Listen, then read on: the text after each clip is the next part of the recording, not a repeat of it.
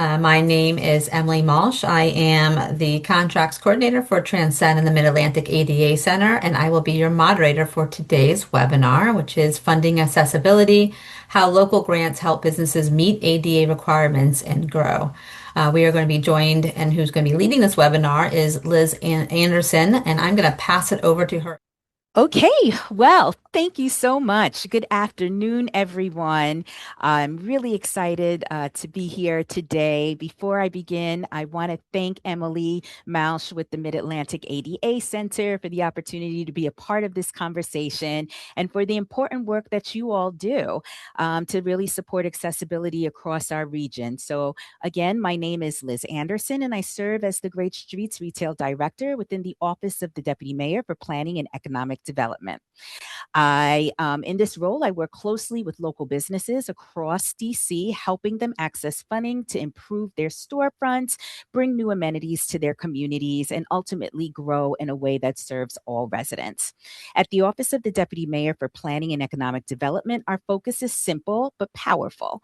We are working to build more equitable, inclusive, and economically vibrant city. And a big part of the work is making sure our commercial corridors are accessible because accessibility is directly tied to economic participation.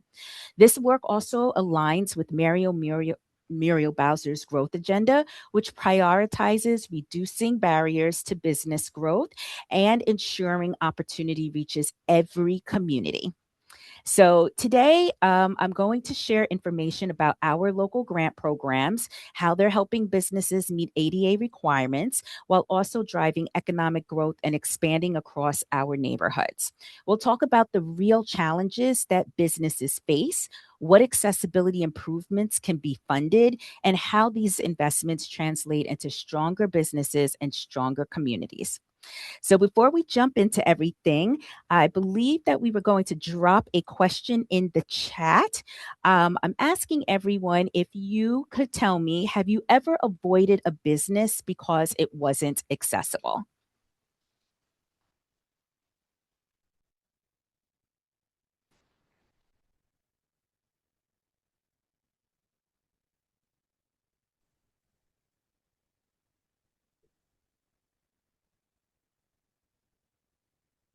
Okay, so I'm seeing a couple yeses. I'm seeing quite a few yeses actually, which is really good to know. I'll tell you about a story that actually recently really affected me. So in this past year, I had an injury.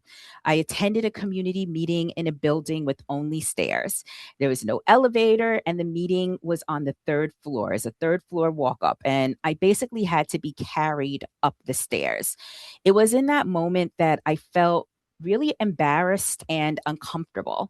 And even though I knew it was completely out of my control, I felt very isolated in that moment. And it made me think, what if this had been a restaurant or a store? Like there was no ramp, there was no way for me to get in. And there's a saying that people may not always remember every detail of an experience, but they will always remember how it made them feel. And to this day, actually, every time I go past this business, I still remember that feeling because I felt so isolated in that moment. And now I imagine how business owners, are trying to stay afloat. And guess what? You just lost a customer. So I really want us to talk a little bit more about what accessibility means and what that looks like in the city. And I'm going to share some stats with you.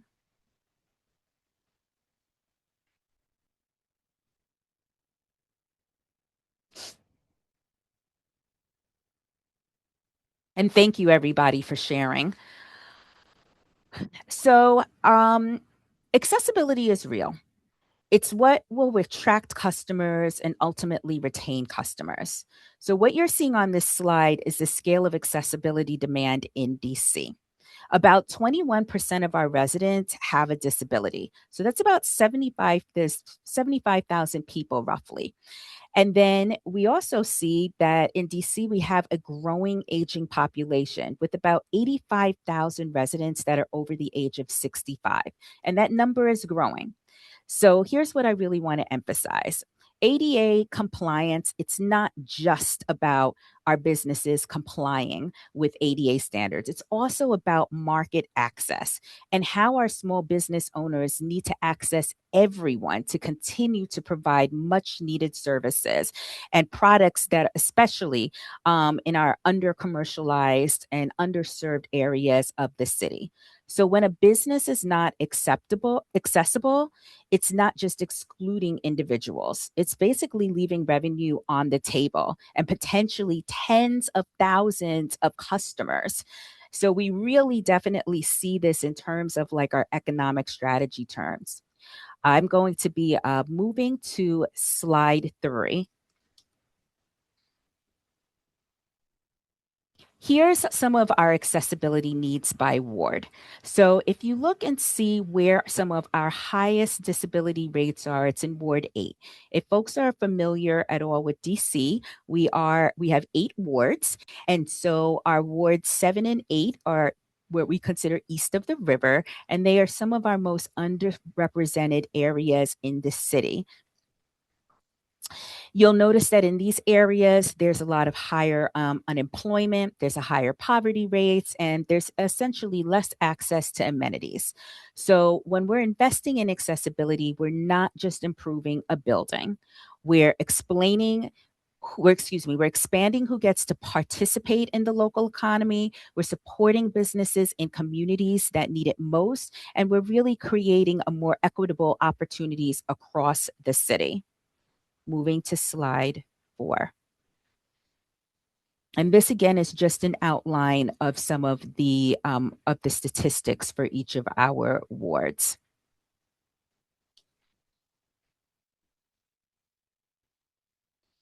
So, what are some of the key challenges? What we see with our businesses and what we consistently hear is that there are real barriers. The cost of upgrades, especially when you have older buildings, there's limited awareness of funding. There's just this overwhelming feeling of where do I even begin? And there seems to always be so much more that I'm going to need to spend in areas that I'm quite frankly, I wasn't necessarily prepared to do that. And so we wanted to, moving to slide 5, we want to make sure that there is actually some solutions that we can as a city be able to provide funding for renovations for businesses to be able to include wheelchair ramps, for them to be able to get braille signage, screen readers, for them to even be able to train their employees. And we're going to talk a little bit when we do a case study on H Street on how we've had businesses that were just specifically, or I should say, employed signage language interpreters and really made it available to those that are hard of hearing. And then we also want to make sure that there's funding also for permits and compliance. These are all of the factors that we know are the barriers for businesses and what we as a city can actually provide a solution for. Moving to slide 7.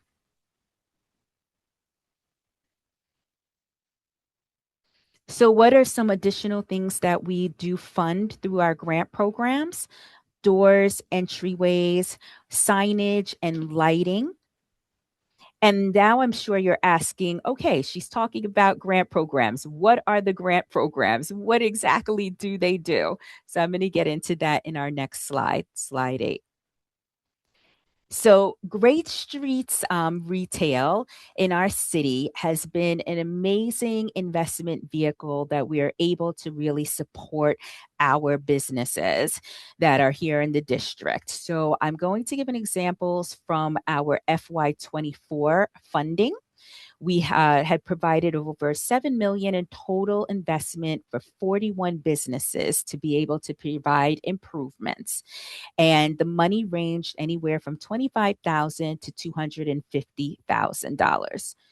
So we really see this as a way to be able to include all communities in the city. Great Streets Retail, which is one of our primary funding investment strategies through we have been able to support businesses through really allowing them to use that funding again for the storefront improvements. We also have our locally made manufacturing program that really helps to build out our manufacturing businesses in the city, as well as upgrade their facilities so that they are definitely ADA compliant. And then we have our commercial property acquisition fund, which gives funding for businesses to actually buy their premises.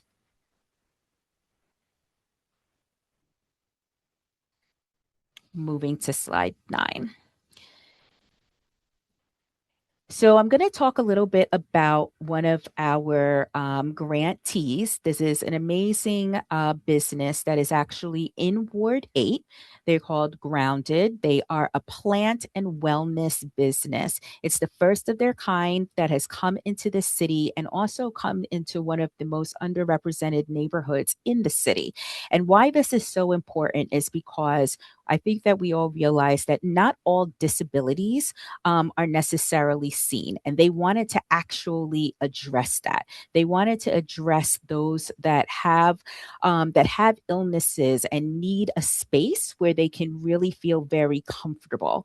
And along with that, they also wanted to make sure that their business was going to be open to to residents that you absolutely can see some of their disabilities. And so they knew that it was important to be able to put a ramp into the space. They knew that lighting was going to be essential so that everyone can see the business from all angles. They knew that they were going to need to have certain types of signage. And so these are some of the pictures as they're going into their construction. And you can see afterwards, you can see that they used funding to be able to have shelving at multiple levels that they can fit somebody who may be needing wheelchair access, that the space is very open. And so you can easily move through the space as well. And we see that, especially for this business in the area that they're in the city, the funding was really able to let them access all of their potential customers and truly bring an amenity into the community that had not been there before.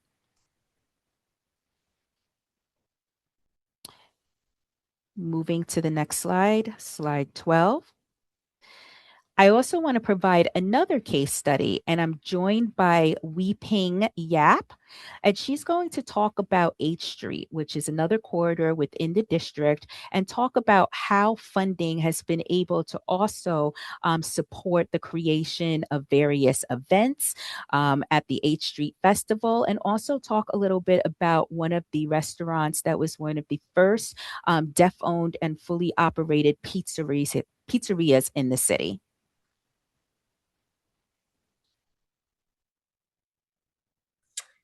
Hello.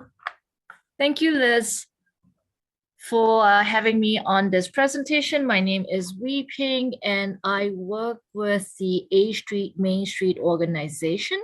That is the primary organization that presents A Street Festival. For those of you who do not know about A Street Festival, I understand there are participants from around the region. I want to set up a little background of what A Street Festival is and what it means to DC, and as well as our partnership with the disability community. A Street Festival has been around for quite a long time. 2025 was our 20th anniversary. For the A Street Festival is situated in A Street Northeast Corridor. So if you've been to DC and you know where Union Station is the road at the back of the Union Station, that where if you take the bus out to Baltimore and beyond, that's the road. The length of our outdoor festival began as a community festival and is actually a mile long now. We've grown to a festival, a single day festival that attracts 160,000 people was what we have last year. It's our newest record at the most people. It runs just for one day for 7 hours. So it's mile long with 15 staging areas, over 300 vendors, exhibitors, food vendors, as well as brick and mortar establishments that are situated on the A Street corridor. One of the most significant landmark within half a mile of A Street Festival in the A Street corridor is Gallaudet University. As everybody know, Gallaudet University has over 1,500 student population all year round. So they're a very important community to the A Street corridor businesses, as everybody needs to eat, needs to shop, and needs to find a place to buy things. Hence, we've always worked with the accessibility community, but in a very limited capacity in previous years directly with the Gallaudet University students. They just asked to come and perform in the corner. They brought their own crowd, they brought their own stage, and it was a good partnership while it lasted, but there was a lot of change of administration and staffing, so that sort of fell off. The A Street Festival has grown from a 2-block event to 160,000, one of the largest street festival in Washington, D.C. that brings the crowd. And it's one of the very few free festival left in town. So the key is also bringing a lot of participants to this event. In 2024, we started a partnership with the Mayor's Office of Deaf, Blind, and Hard of Hearing. It was an interesting partnership to begin with. I've worked with the festival for 10 years, so I've primarily dealt with partnerships as well as sponsorships and vendors. Initially, they wanted to have a representation, which when Liz mentioned, Mozzaria was a West Coast business that came and opened, correct me if I'm wrong, from San Francisco in Washington, D.C. It was their first East Coast, I think, operation on Mid-Atlantic operation. It was very exciting. It was a deaf-owned pizzeria and was very popular, and also a huge gathering space for the community since it's so close to Gallaudet. And very unfortunately, they do not exist today anymore. And the downturn was not because of anything, but I think it's a general economic environment situation that they have shut down as of last year. This can follow up a little bit more with Mozzaria. But when Mozzaria opened up, they immediately wanted to participate in the festival as well. So it's a street festival. We don't have the accessibility to the entire festival is based on whatever streetscape we have, since we're shutting a public street and the sidewalk is still accessible. It's 160,000 people in one day. What I want to talk about was how we managed to work with the Office of Deaf, Blind, and Hard of Hearing. 2024 was a smaller partnership. They had a small stage and they had a little booth. It was a little difficult at the beginning to work with the community, as I'm not from the community. The issue was more on communications and expectations versus reality. There is only so many things that we can do to accommodate, since we also have to comply to the public access and public expectations on the entire festival. We made a little bit of adjustments to include the community. What we wanted, the partnership has grown to more extensive and deeper in the second year, partially because the first year was a huge success. The Office of, I think the MODDHH is what the office acronym is. They saw the impact of their community coming out, and us as well, because when you have a partnership like that, business bloom, they bring in new audiences. They brought in bigger crowd, and in return there's more patrons for the businesses. The festival initially is also an economic instrument. We wanted newcomers and new audiences to come to the corridor, which they don't otherwise come from all over the city as well as the region. Once you've attended the event and saw how many businesses, thriving businesses and interesting businesses there are in the corridor, you will come back on an off day, on a special events day, or on like your wedding anniversary day, your birthday. You decided there's a better a restaurant that you want to try. So that is the goal of the festival in itself. And it applies the same to the community, to the accessibility community, because they too need a place to go. And our businesses are very attuned to the needs of the accessibility community because we're so close to Gallaudet. Gallaudet brings in patrons to our businesses and higher visibility. What they did in 2025 was we worked together to find creatively define options and solutions. The issue is always about funding, as Liz say. Well, A Street, Main Street, and the festival is partially funded by the Office of Development. We have Special Events Fund, we have Main Street funds, we have funds from everywhere. But the Accessibility Office wanted their own stage. They too got creative and found sources from their end to pull in to build a bigger stage. And we gave them a little bit more leeway than we do with the other partners on programming.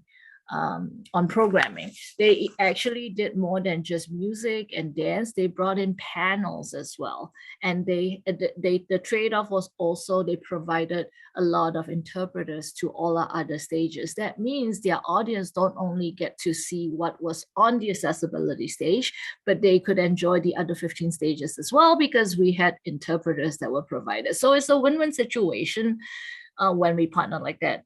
The outcome was very successful, I would say. They were very pleased, as are we.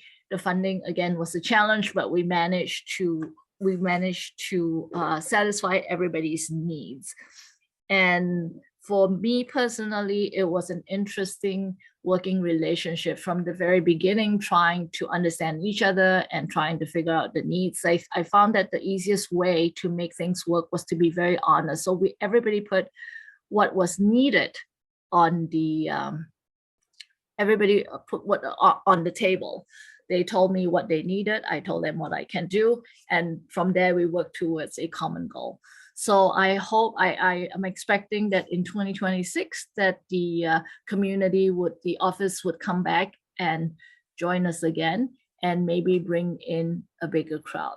It was so successful that last year I am not a very cool person that is attuned to the entertainment industry for the accessibility community, but they actually were trying to bring in Jate to perform on the stage, which I was told is not so much Beyonce, but still a very high caliber performer in the community. So they are planning, there's forward planning, and there are a lot of interest on trying to make it a better participation, because I was told that the community itself don't have that much of visibility outside of the community. So everything is done within, and now they're part of a much bigger picture and in a much bigger festival. So I think it's a great thing, and I'm glad I got to share this with you. And I will definitely take questions more on the operations and how on how the partnership actually worked. Liz? Thanks so much, Wee Ping. We really love partnering with you and the H Street community. And I should say the H Street Main Street. And it's really great to really just hear about your experience and then also what you've been able to bring to DC. The accessibility stage means everything to the individuals who would not necessarily be able to enjoy this wonderful festival without having this as well. So thank you so much for this. And as I go into my last slide and we start to close up, I just would like everybody to, have some key takeaways that they can definitely share within their offices and communities as well. So I will be moving to the next slide, slide 13. So what have we learned? We've really learned as funders that it all starts with the program design. We learned that, we have to absolutely plan for accessibility from the start and really be intentional about what we're looking for in applications. How are business owners actually stating that they're going to use the funds to make it more accessible? We don't want that to be an after effect. We want that to really begin right from the start, right from seeing how a business is planning, designing their space.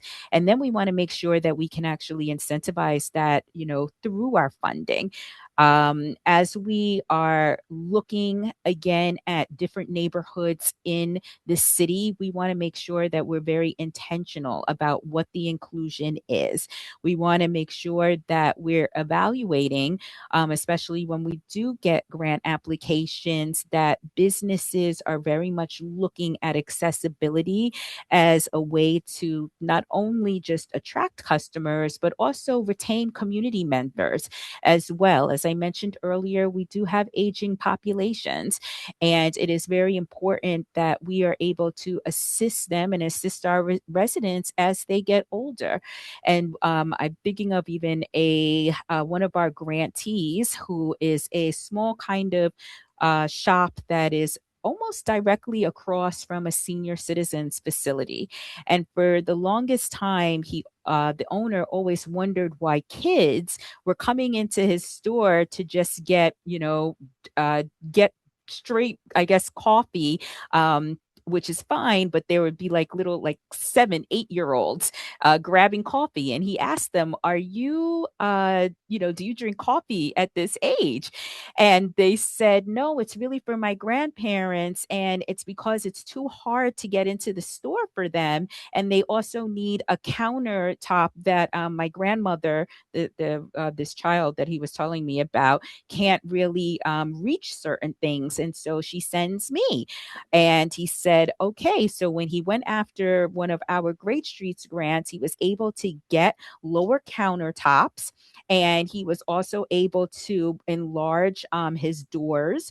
And this was really beneficial to the community, and as well as very beneficial to his revenue, because he said it nearly doubled in terms of the customers, because now they were able to come, especially customers that may not have had a family member who could go on these, runs for them to grab the coffee. And then he started to even get specialty coffee as well. So it was just a wonderful way that we've seen communities absolutely change, and a way to really tap into additional customer markets. So we essentially, the city has been really excited and pleased to be able to provide this to the businesses through our grants. We're excited that we're able to really see how these upgrades, change and transform communities. And we're just really looking forward to being able to continue this in the coming years.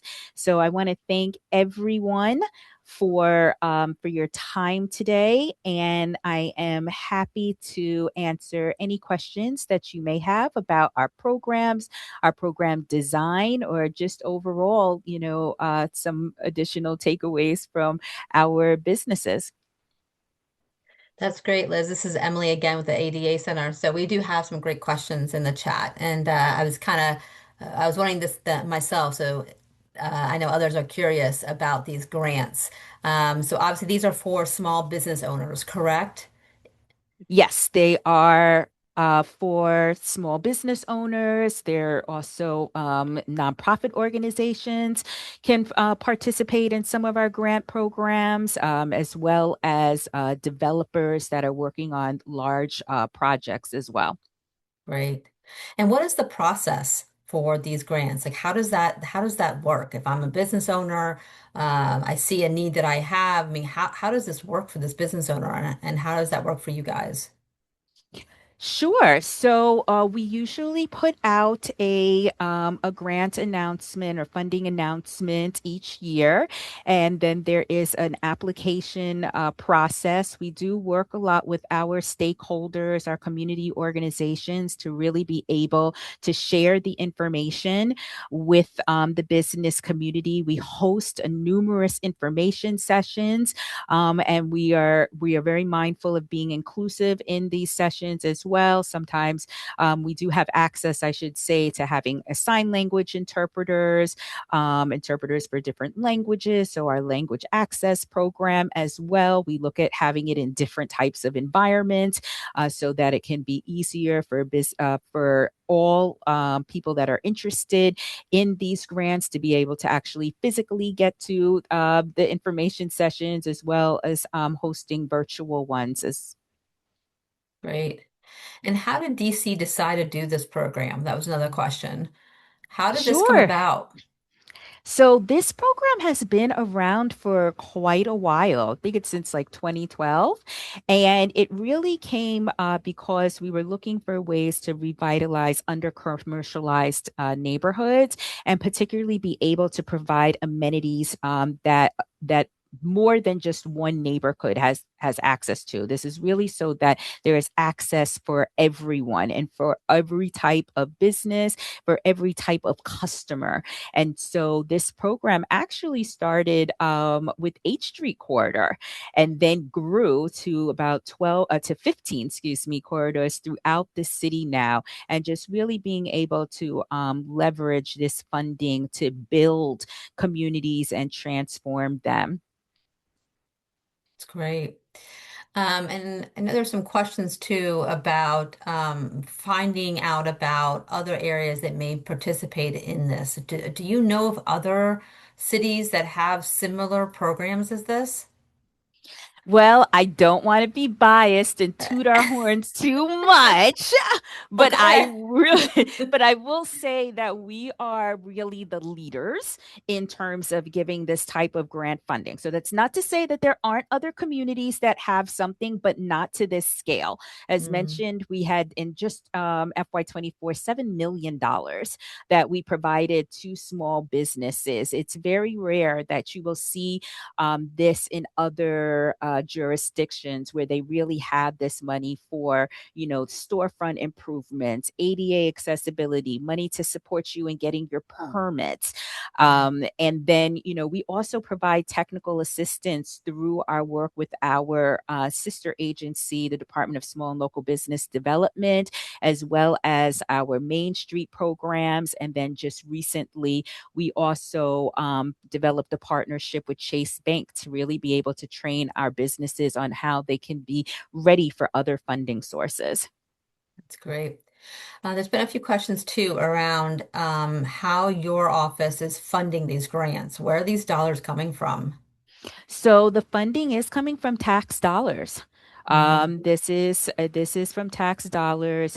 We have funded similar types of programs before when we received the federal funding, but I would say yes, this is mostly from DC residents. So that's why we have to really make sure that we are honoring what communities need the most. And like I gave that example of Grounded, mm, that is a space that the community they never thought of. They never thought that this space was going to come to their community. So they let me clarify. They thought of it, but they never thought that it would be there. And so to be able to have this beautiful plant shop, beautiful wellness area that is accessible to all, I mean, it has really shifted that community.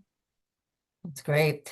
And that grounded, I noticed too, it's a very unique concept. They're also a cafe, right? Yes, yes, they are. Yeah. They make some pretty good matcha.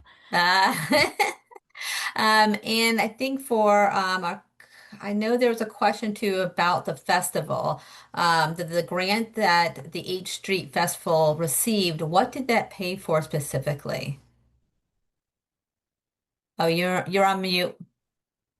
Sorry about There that. you go. Actually, we have it's a combination of everything. So the grants were not directly from uh, the accessibility grant that Liz is talking about. We just use different events grants that we got, for example, from the arts office to pay for the hardware for the staging, and then the Office of Accessibility provided their own sponsorship money, and they got their money from another grant. So, and then we raised money from vendoring, we raised money from different sponsorships, but the grants that we got primarily pay for the hardware as well as for permitting. As you know, for those of you who are in the DC or the metropolitan area knows that shutting down a public street in DC costs your firstborn and your secondborn and your thirdborn. So the city and the Office of Development has helped to offset some of the costs after the pandemic. So that has been continuing on. It's not really dollar for dollar, but some was through waiver, some is through the creative partnership. So actual dollars that pass through our hands is very slim. If that helps answer the question, is a pool of funding that pays for mostly hardware and permitting. Great, thank you. And Liz, with the historic buildings, I know there was a question here about do you have any programs targeted at historic buildings and making those more accessible? Do you have any background or information or cases Sure. on that? So we don't have any currently, but we have done that in the past. And we have had funding, especially for like our legacy businesses as well, that may be in some older buildings. I would have to check, but I believe that there may have been some funding through the Office of Planning as well at some point. But yes, so I mean, we do acknowledge that, especially when we are looking at applications, if it is a historic building, because we do want to make sure that we are able to really retain, businesses that are occupying those spaces. Great. And also, do we have some questions around data? Do you have any data on the economic benefit to businesses that are or have become accessible that you have worked with? I know you touched on a little bit about that, a little bit about the data, but can you provide us a little bit more information on that? Sure. So we do have that data. I didn't share the full breadth of it because we are still working through really making sure that it's complete and putting it in a report. But I will say how we capture our data. So my team actually we assess our data. We first take data from when folks have applied.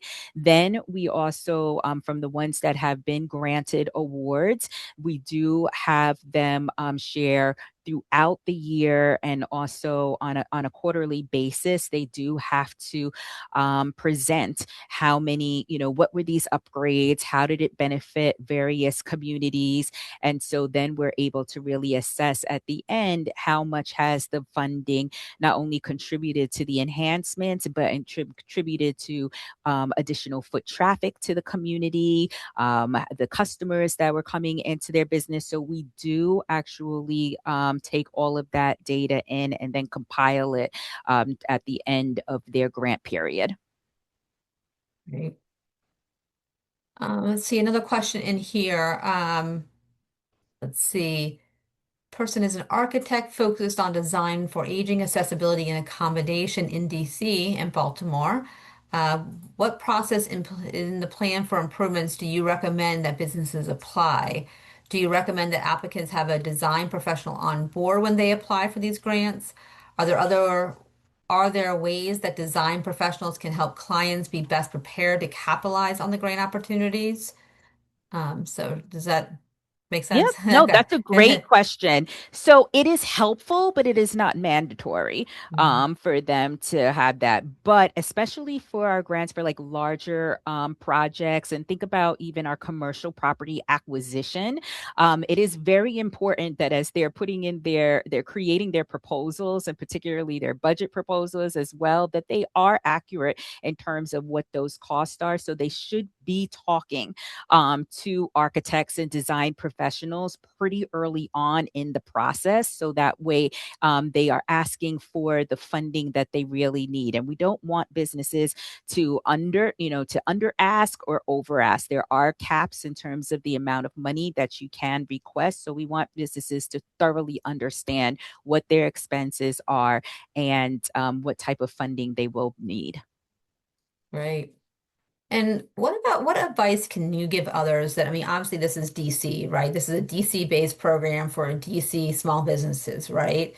So for Mhm. those that aren't in DC but are involved in their city and they're interested in improving accessibility for the small businesses in their city, what would your advice be? Where should they go? Where should they start if they're interested in taking this model and possibly bringing it into their city? What would your advice be and how should they get started? Yeah, absolutely. I mean, I think it's really important in terms of understanding what your program design looks like and making sure that it really is going to reach the populations that are most in need, and that you are also very clear in terms of what your expectations are, even of the applicants, and how they need to share their information with you, how they need to share their backstory, the challenges that they've experienced, and how that can be addressed, definitely through the funding. So I think that it does need to be very clear in terms of what everybody is really looking for. I would say also making sure that you're engaging with all with different types of residents and businesses, all communities essentially, and kind of meeting folks where they're at as well. And so we've really found out, as we have I would say, enhanced our outreach and engagement methods, that was where we were able to get to communities that didn't necessarily know that this funding was available for them, nor how they could really use it so that it could increase their revenue models.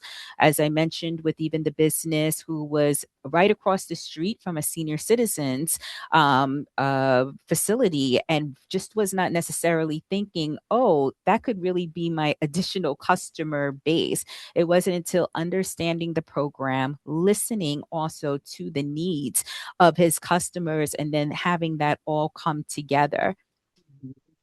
Yep. And there are some tax incentives for businesses as well. I know that I think my colleague put in there that there is a site that you can check out for tax incentives. So definitely check that out as well. I'm sure, Liz, you're familiar with some of those tax incentives there. Yes, we Um, do have a number of them. I would actually really encourage everybody to come to our website. If you get a chance, it's dimped.dc.gov, and that's dmped.dc.gov, or you can look for grant funding opportunities on our obviously.dc.com website. Right, and I think I did put that in there. I'll put it in the chat again because I had it pulled up myself. I'll put that in there again. So in the chat, you will see her Liz's office, the website you just mentioned. And then I'll also put in there the Great Streets. I know that you have another webpage off of there for Great Streets Initiative, right? Yes, we Um, do. you can put that in there too. So people can definitely check that out and see what they're about and see how the application. I know you it's where you post the application. So we'll put that in the chat as well. Pull that back up. Here we go. We go. All right, I put both of those websites in the chat for folks if you want to check out your office a little bit more and a little bit about what you do. So that's great. Well, I don't see any other questions, Liz, or anything else you would like to add before we close out today? I just want to say that it definitely was a pleasure to be able to present. You can probably hear very passionate about our programs in the city, and I love to be able to just do the knowledge sharing. I hope to listen in on some more of your webinars and learn, Mm, just gather more information so that we can continuously enhance our programs as well. Great. And Liz, real quick too, if folks have any more questions for you or they're interested in bringing this model to their city or talking to others in their city about it, can they reach out to you via email? Absolutely. Please do. I encourage that. I'd love to share more information and data, and even, some of our templates as well. So I Right. can be reached at liz.anderson@dc.gov. Great. Very good. And thank you for bringing your co-presenter. It was great to hear from her and about 8th Street. Thank you for jumping in. I know it was a little bit last minute, but we appreciate the information that you shared, and we're glad that you joined us today. You're very welcome. There is a question that I can Mm, address, I think just came sure. up.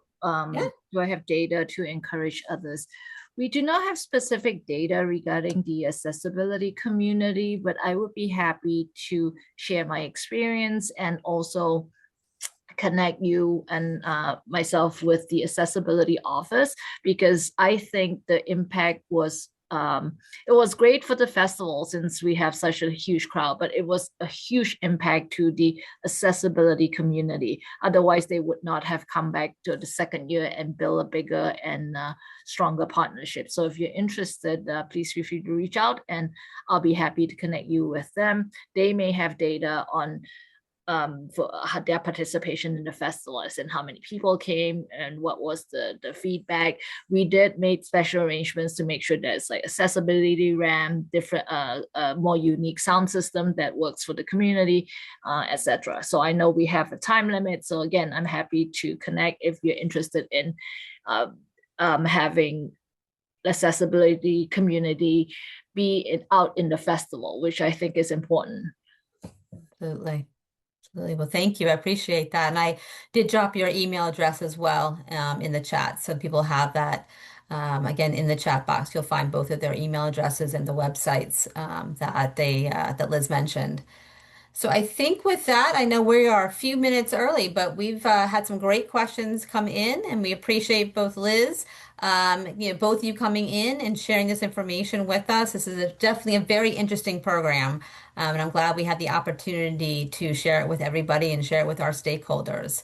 So without further ado, I'm going to go ahead and close it up. I do have just a few closing because we got some other great webinars coming up. So let me share. We do have some other, like I mentioned, great webinars coming up. Next month, we're going to have a webinar on our AT Champions program, Post, Share, and Amplify, turning social media stories into assistive technology advocacy. So we hope you can join us. And then we have a couple coming up in May as well. We've got website accessibility for small business, which I think is quite timely given today's webinar. But we do have a website accessibility for small businesses on May 13th. We've also got another webinar in May on social media accessibility best practices, inclusive influence, social media accessibility best practices on May 20th. If you join if you go to our website, adainfo.org/training, you'll find out more information about these webinars, including how to register. And if you should need to get a hold of us here at the ADA Center, feel free to give us a call. We have our toll-free number as also a local number. You'll see that here on the screen, 1-800-949-4232, or local if you're here in the Maryland DMV area, 301-217-0124, or you can send us an email at adainfo@transcend.org, or of course, our website has all the information. So at that, I will go ahead and close out today's webinar, and thank you everyone for joining us today. We greatly appreciate our presenters for joining us and their time and sharing this great information with us.